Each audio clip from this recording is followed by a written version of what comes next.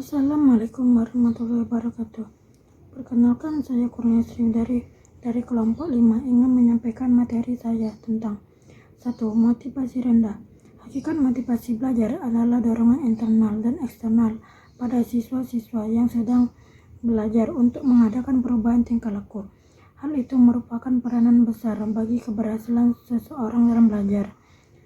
Faktor penyebab motivasi belajar rendah. 1. Siswa menangkap pelajaran tersebut tidak perlu atau tidak berguna. 2. Pengaruh dari sifat staf pengajar tersebut. 3. Kelelahan atas gaya atau sistem belajar yang diterapkan. 4. Fasilitas atau prasarana pembelajaran yang kurang memadai. Motivasi belajar dapat timbul karena faktor intrinsik berupa hasrat dan keinginan berhasil dan dorongan kebutuhan belajar serta harapan akan cita-cita.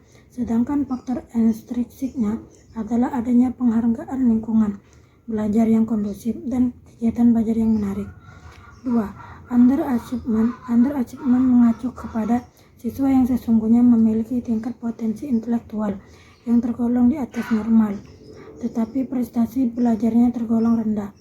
Contohnya, siswa yang telah dites kecerdasan dan menunjukkan tingkat kecerdasan tergolong sangat unggul, yaitu 1 IQ sampai 130 sampai 40, namun prestasi belajarnya biasa-biasa saja atau malah sangat rendah.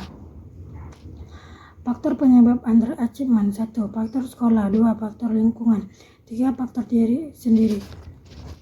Underachievement memang muncul dari berbagai faktor yang kompleks, namun apapun kondisinya, kehadiran guru dan orang tua yang berarti dalam menangani underachievement dengan mempertimbangkan kekuatan dan kelemahan yang dimilikinya. Sekian, wassalamualaikum warahmatullahi wabarakatuh. Assalamualaikum warahmatullahi wabarakatuh. Perkenalkan, nama saya Putri Amalia. Di sini saya akan menyampaikan materi yang ketiga, yaitu tentang prokrastinasi. Prokrastinasi berasal dari bahasa Latin, yaitu pro yang berarti lebih menyukai atau ahli, dan erantinus yang berarti besok. Jadi dari asal katanya, prokrastinasi adalah lebih suka melakukan tugasnya besok. Prokrastinasi adalah menunda dengan sengaja kegiatan yang diinginkan, walaupun mengetahui bahwa penundaannya dapat menghasilkan dampak buruk. Prokrastinasi dapat mengakibatkan stres, rasa bersalah dan krisis, serta kehilangan produktivitas pribadi, juga penolakan sosial untuk tidak memenuhi tanggung jawab atau komitmen. Faktor penyebab prokrastinasi yang pertama adalah penundaan untuk memulai menyelesaikan tugas yang dihadapi. Yang kedua, keterlambatan dalam menyelesaikan tugas karena melakukan hal-hal lain yang tidak dibutuhkan. Yang ketiga, kesengajaan waktu antara rencana yang diterapkan dan kinerja aktual. Yang keempat, melakukan aktivitas lain yang lebih menyenangkan daripada tugas yang harus dikerjakan, seperti ngobrol, nonton, mendengarkan musik, jalan-jalan, dan lain-lain. Penanganan prokrastinasi akademik yang pertama adalah tidak ada waktu untuk menunda. Yang kedua, lebih cepat kita bertindak, lebih cepat kita belajar. Yang ketiga, lakukan, jangan dibayangkan. Yang keempat, bertindak sekarang adalah kesimpulannya. Yang kelima, sibukkan diri dengan berbagai aktivitas. Yang keenam, ciptakan lebih banyak waktu positif. Selanjutnya saya akan menyampaikan materi yang keempat, yaitu tentang drop out. Drop out adalah keluar dari sekolah sebelum waktunya atau sebelum lulus. Drop out oleh karena hal demikian dipandang sebagai pemborosan bagi biaya yang sudah terlanjur dikeluarkan oleh orang tua. Tingginya angka drop out juga bisa mengganggu angka partisipasi pendidikan atau sekolah.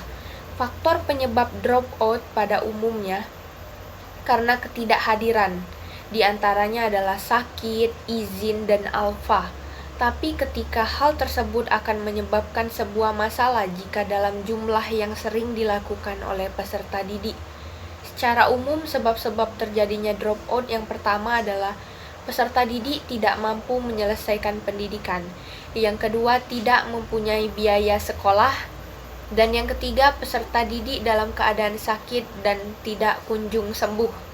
Solusi untuk mengatasi dropout adalah penanganannya tentu tidak bisa dilaksanakan oleh sekolah sendiri, melainkan haruslah terpadu dan bersama-sama dengan lingkungan lain, baik keluarga dan masyarakat. Pada peserta didik dropout karena alasan biaya masih dapat dicarikan jalan keluarnya dengan memberikan beasiswa, mencarikan orang tua asuh, dan sebagainya.